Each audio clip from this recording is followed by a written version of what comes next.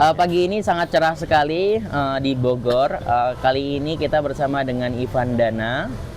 Mas Ivan, boleh dong diceritain kenapa akhirnya memilih learning industry atau dunia learning ini sebagai tempat yang paling nyaman menurut Mas Ivan? Oke, yang pertama memang sebetulnya ketika awal berkarir memang tidak di industri learning development, tidak aktivitasnya memang nggak ngajar tiap hari, tapi memang karyawan di perusahaan. Kebetulan ketika itu saya megang operation ya, jadi memang setiap hari bertanggung jawab terhadap operasional perusahaan. Tapi memang makin lama gitu ya, saya menyukai proses mentransfer pengetahuan kepada orang lain. Gitu. Saya merasa kok kayaknya ketika saya sharing, berbagi itu waktu itu rasanya nggak pernah cukup, terus baru ngelakuin sebentar kok rasanya sudah tiba-tiba sudah jam berjalan dengan cepat dan kayaknya saya nyaman gitu untuk proses interaksinya gitu, sehingga ketika menjalankan proses operasional yang sebenarnya nggak berhubungan dengan orang, akhirnya ternyata menyadari kok kayaknya saya ketika interaksi dan sharing itu suka gitu. Nah itulah pokoknya kemudian mulai mencari aktivitas-aktivitas yang bisa dilakukan untuk mendevelop orang gitu. Ya salah satunya ternyata memang ya menjadi seorang trainer yang kebetulan waktu itu juga dapat kesempatannya ya. Jadi di operation ada tawaran untuk di team learning yang ketika itu ya karena memang saya suka dengan prosesnya ya saya lakukan gitu, untuk akhirnya bergerak di bidang learning dan akhirnya sekarang udah 11 tahun ya, keterusan akhirnya gitu. Seru banget ya, guys. Dimulai dari merasa bahwa berbagi itu satu hal yang paling nyaman menurut Mas Ivan, dan saat ini sudah cukup lama. Artinya berapa tahun Mas Ivan sudah di dunia learning? Tadi ya, mungkin sekitar bersih sih 12 tahun, 2000, kan 2026, itu sekitar 2000, mulai 2013 itu sudah menyadari, berarti 13 tahun kali ya kalau di total. Walaupun belum berperan sebagai trainer beneran, tapi sudah suka untuk sharing, sudah sering apa ya, di beberapa organisasi itu.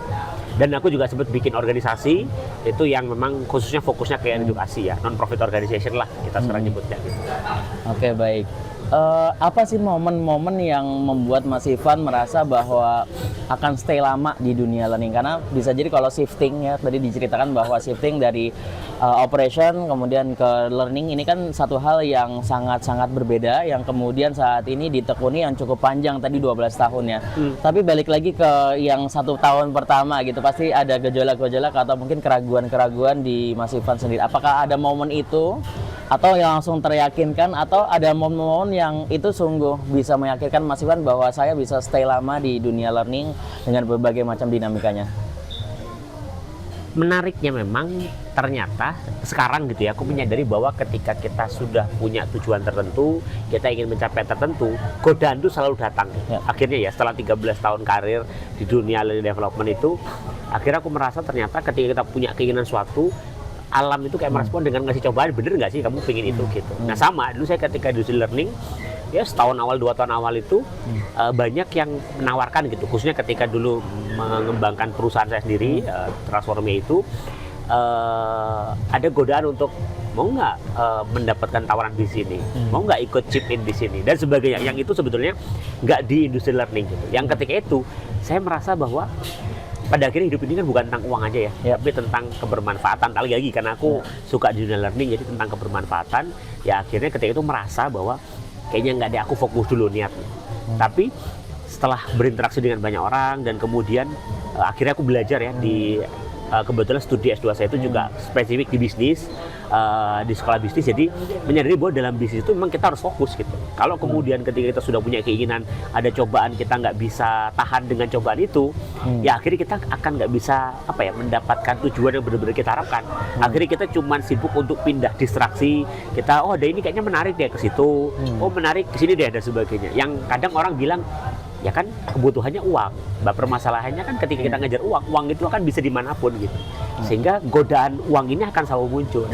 Yang menurutku sebetulnya itu justru tantangan untuk kita benar-benar memahami mana yang passion kita, mana yang sekedar keinginan untuk kemudian dapat uang. Nah kebetulan saya sampai sekarang pun memutuskan untuk fokus di industri learning, makanya ya banyak skill yang saya kuatkan sekarang ya fokus di learning saja. Bukan karena nggak mau di bisnis, karena saya punya ilmunya, tapi saya mau fokus kepada apa yang jadi passion saya.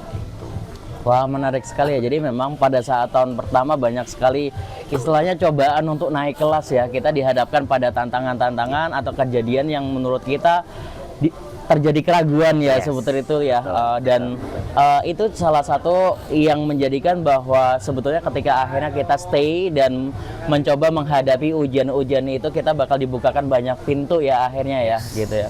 Tadi Mas Ivan bilang bahwa kemudian tetap meningkatkan skill dan pengetahuan pada saat proses ini. Apakah Mas Ivan itu tipikal yang suka belajar?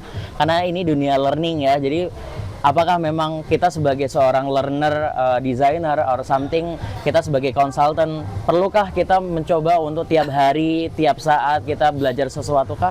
Menurut Mas Ivan sangat penting kah? Ini pertanyaannya berat gitu ya. Jadi nih,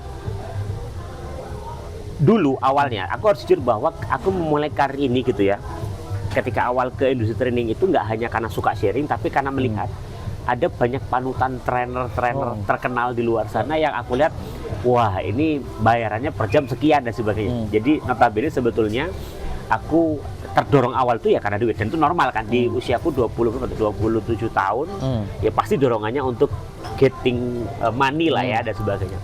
Tapi lama-kelamaan menyadari bahwa ketika berjalan profesi ini dengan berbagai tantangan dinamika, aku menyadari bahwa ini bukan hanya tentang lagi-lagi uang, tapi tentang tanggung jawab moral. Gitu.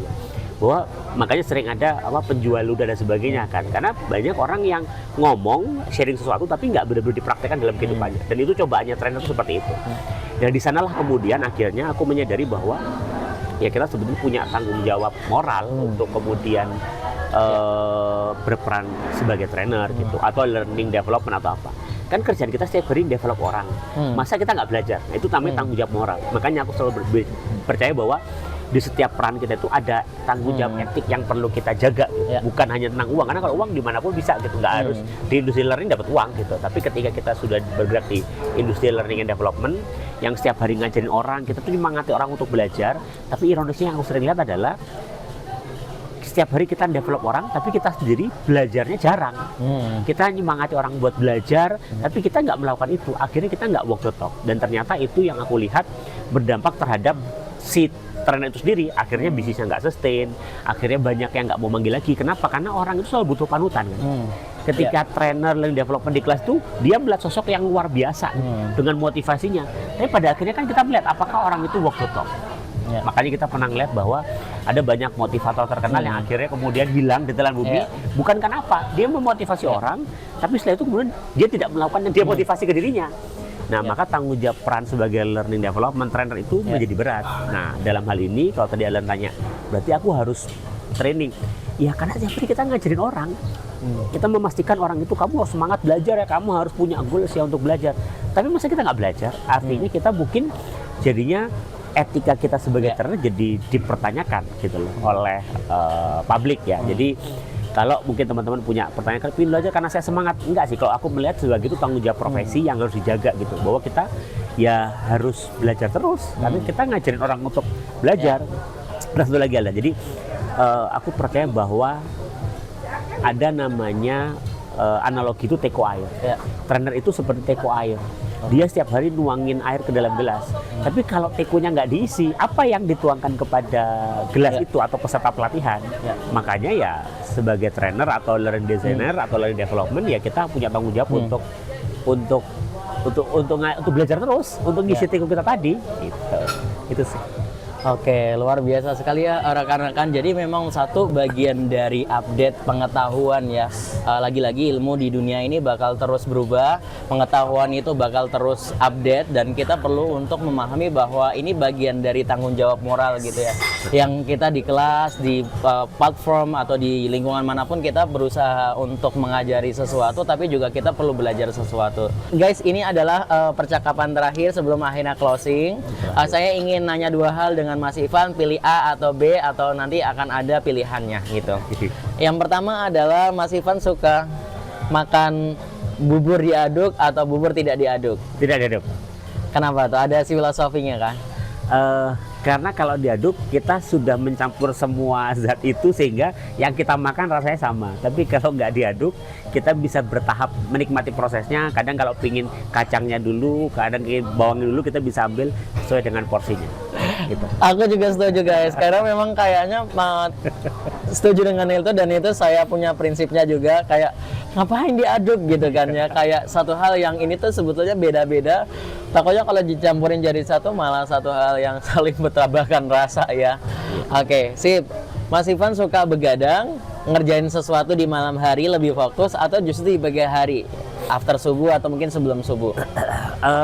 Dua-duanya sebetulnya bisa dilakukan dan biasa dilakukan, tapi lebih sering kalau ngomong intensitas memang walaupun nggak bagus ya memang begadang, karena memang kadang kalau bangun itu seringkali distraksinya juga pagi sudah ada gitu ya, banyak distraksi. Tapi kalau malam relatif kan memang state-nya memang sudah kalem ya, orang udah lelah, jadi orang beristirahat semua, jadi kadang ide-ide itu muncul, dan kadang kita juga masih dalam kondisi yang tune untuk kerja gitu. Jadi akhirnya ya begadang malam sambil kerjaan, walaupun nggak bagus, dan nggak boleh sering-sering sih sebetulnya. Bagusan sampai subuh kalau mau yang rutin konsisten. Jadi memang sebetulnya lebih banyak aktivitasnya di subuh hari ya, di pagi subuh, yang kalau malam itu sebetulnya mungkin bisa jadi ngerjain deadline ya, yang mau nggak mau harus ada gitu ya, tapi lebih seringnya subuh hari menurut Mas Ivan ya. Nah, Mas Ivan lebih suka training online dengan daring, atau sebetulnya lebih nyaman offline ya, ketemu langsung dengan peserta? Gimana Mas Ivan? Ketemu langsung. Karena kita nggak tahu ketika daring itu peserta itu apa yang lagi dirasakan, apa yang lagi dipikirkan itu kita nggak bisa nebak karena ada layar ya. Tapi ketika ketemu langsung kita bisa mentransfer. Nah itu tadi trainer atau learning itu harus mentransfer energi dan antusiasme. Nah, ketika lewat media online, kadang itu bukan distract ya, ada terdistorsi dengan layar dan juga teknologi digital. Oh, seru banget nih guys. Satu lagi, Mas Ivan lebih suka drakor atau film action yang dari Hollywood? Wah, ini kadang kalau pingin action ya film action Hollywood, tapi kalau ngomongin story ya film itu kan tentang story. Mau nggak mau memang drakor. Drakor ya. Wow. Drakor sih. Akhirnya di beberapa situasi aku milih drakor yang action.